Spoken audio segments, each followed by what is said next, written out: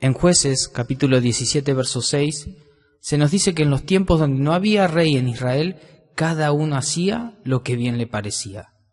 Extrapolando esto y trayéndolo al presente, nadie puede imaginar una ciudad urbanizada sin organización vial. Ahí en las calles se suelen expresar muchos parecidos entre cómo manejan las personas y todo lo referido a la conducta humana, tanto la forma de pensar como también hábitos y vicios que muchas veces se repiten y que finalmente algunos pueden traer resultados fatales, tanto para culpables como para inocentes. Cada uno hacía lo que bien le parecía. Justamente las señales de tránsito tienen por objetivo organizarlo y de esa manera facilitar el movimiento y proteger a conductores así como a los transeúntes. Sin embargo, a sabienda de que hay riesgos de accidentes, encontramos muchos conductores en contramanos, otros atravesando el semáforo en rojo, peatones cruzando a media cuadra, motociclistas avanzando por lugares que no están permitidos, otros superando la velocidad máxima, y ciclistas que no respetan las señales viales. Luego hasta suceden situaciones de tensión que generan enfrentamientos e insultos y aún violencia física entre los actores viales, de los cuales muchos viven experiencias feas sin ser malos conductores. Todo este abanico de situaciones representa un panorama general de la conducta humana, que no discrimina ni por estatus social ni económico, ni por edad ni por sexo. Las personas sencillamente así se conducen. Esto me hace recordar aquella frase anónima que bien ha dicho un autor: siembra un pensamiento y cosecharás una acción, cosecharás una conducta, siembra una conducta y cosecharás un hábito, siembra un hábito y cosecharás un carácter, siembra un carácter y cosecharás tu destino. Los conductores de tránsito ejercen una conducta y esa conducta viene precedida de una manera de pensar, pero a su vez esa conducta, al hacerse repetitiva, genera un hábito que hace a todo el caos vial del que somos parte, y que por ser parte, muchos tendrán como destino un accidente, y otros la fatalidad, la muerte, como los índices de este país demuestran a nivel automovilístico. Ahora, ¿qué pasa cuando hablamos de nuestra conducta afectando a la Iglesia? En principio es cierto que toda conducta obedece a un conjunto de ideas que la forjan. Nadie se comporta ni se conduce de una manera específica sin antes demostrar que así es como piensa, tal cual dijo Jesús: el hombre bueno del buen tesoro de su corazón saca lo bueno, y el hombre malo del mal tesoro de su corazón saca lo malo. Lucas 6:45. En el idioma gauchesco es como si Jesús hubiera dicho: no se le puede pedir peras al olmo, no se le puede pedir conductas ni hábitos buenos a personas que demuestran tener problemas en su corazón, en su mente. Pablo, allí en su primera carta a Timoteo, capítulo 4, verso 12, le dice: sé ejemplo a los creyentes en tu conducta. Por eso este estudio se titula: sé ejemplo cuidando tu modo de actuar, tu modo de conducirte. Pablo, al usar la metáfora del atleta en el capítulo 4, verso 7, le dice: ejercítate en la piedad, es decir, vive conforme a la fe y buena doctrina que has aprendido. Porque Timoteo, si tardo, yo quiero que sepas cómo debes conducirte dentro de la iglesia. Me imagino a Timoteo como alguien que está lidiando con el caos de creencias que había a causa de los falsos maestros, y con ello el resultado nefasto en la conducta de muchos hermanos. La iglesia parecía una de esas ciudades donde no existe organización vial.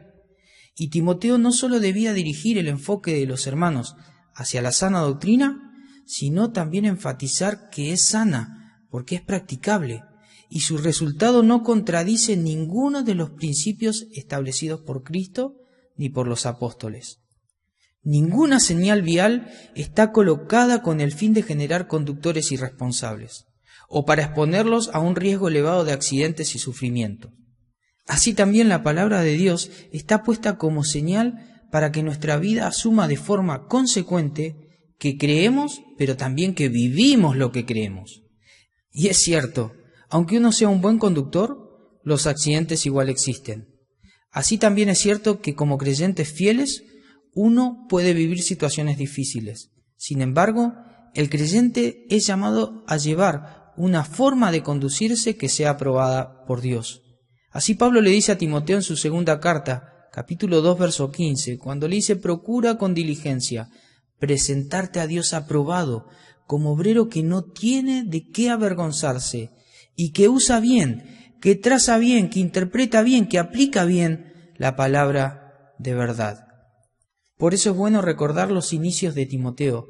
Allí en Hechos 16, capítulo 1, verso 2, Timoteo comienza a aparecer entre los hombres que colaborarían con la causa del Evangelio en el periodo apostólico de la Iglesia. Aparece en el canon bíblico bajo la expresión cierto discípulo llamado Timoteo.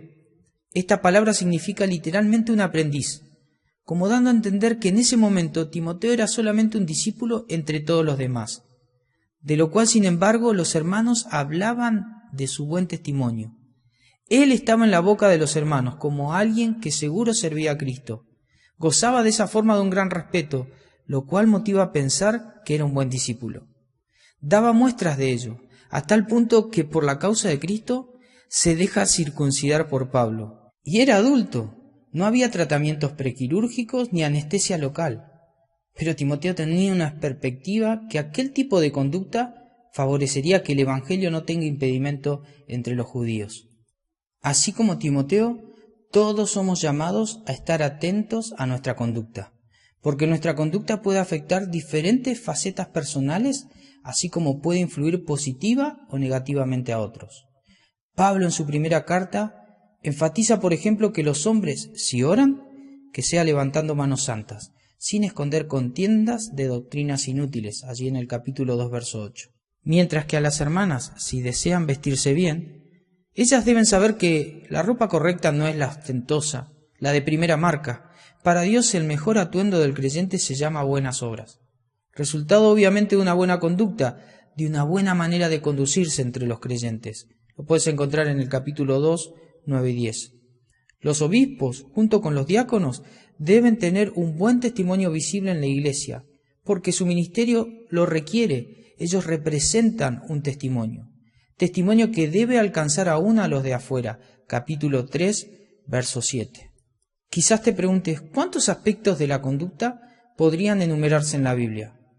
Hay cientos, pero quisiera dejarles en claro algunos que son partes del llamado que Dios le hace a Timoteo por medio de Pablo. Pablo le dirá 2 veces a Timoteo: huye, evita, conviértete en un fugitivo de aquellas cosas que te quieren apartar de Dios. Hay ocasiones en que es cierto, huir parece ser una señal de cobardía. Nehemías dijo: ¿un hombre como yo ha de huir? Pero hay otras ocasiones en las que huir es señal de sabiduría y un medio para ganar victoria.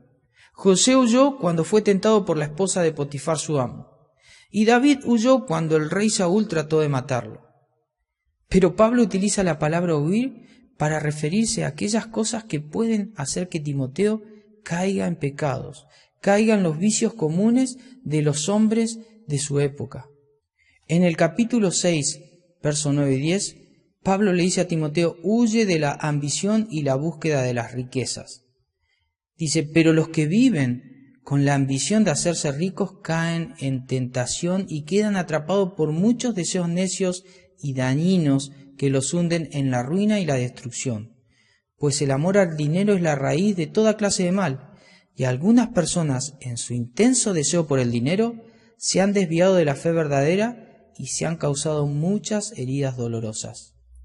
En la segunda carta, capítulo 2, verso 22, Pablo le dirá a Timoteo: huye de las pasiones juveniles, de todos aquellos deseos propios de la edad que te alejan de Dios. Estos son los deseos que arrastran a los hombres desde sus propias narices, mientras ellos creen ser libres en sus prácticas. Huye, Timoteo, porque la nariz de todo hombre puede ser atrapada por el poder de estas pasiones.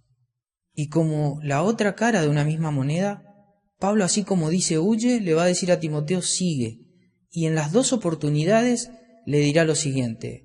En paráfrasis: Timoteo, sigue la justicia como una forma de ser recto. Que tu conducta no sea una aquí y otra allá, sé íntegro. Procura la santidad, fortalece tu fe. Que todo lo que hagas demuestre el amor de Cristo en tu vida. Sé paciente y constante. Y no te olvides de cultivar la templanza, es decir, el dominio propio, con toda humildad, sin creerte superior o mejor, por lo contrario, busca la paz. Esto debe ser el modo de vivir de los que invocan al Señor con un corazón puro.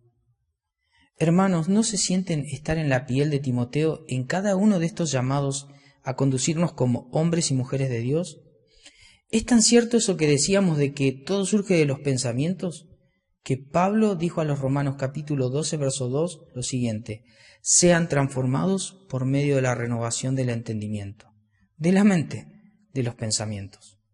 Por eso muchas de nuestras conductas se perpetran en caída, no porque Dios no tenga poder para que podamos vencer, sino porque nuestra mente no se ha rendido al dominio de Cristo en ella. Presentarse como un sacrificio vivo, santo y agradable a Dios implica poner nuestra mente en el altar de Dios para que Dios la transforme. ¿Te acordás aquella frase? Siembra un pensamiento y cosecharás una conducta. Pero al final de todo, cuando la conducta es carácter, finalmente forja un destino. Por lo tanto, hermanos, ¿estamos luchando con alguna clase de conducta que nos aleja de Dios? ¿Algún pecado que parece ser invencible y que puede llevarnos a resultados indeseados? Llevemos a Dios nuestra mente, para que aprendamos a vivir huyendo de lo que nos aleja de Él. Todas aquellas cosas que quieren conformarnos al mundo, pero siguiendo lo único que tiene el poder de transformarnos. Porque aquello que nos transforma nos permite conocer la voluntad de Dios y conducirnos obedientes en ella. Siembra un pensamiento y cosecharás una conducta. Pablo te diría, siembra más de Dios en tu vida, obedece al Señor y cosecharás una vida transformada. Que el Señor te bendiga.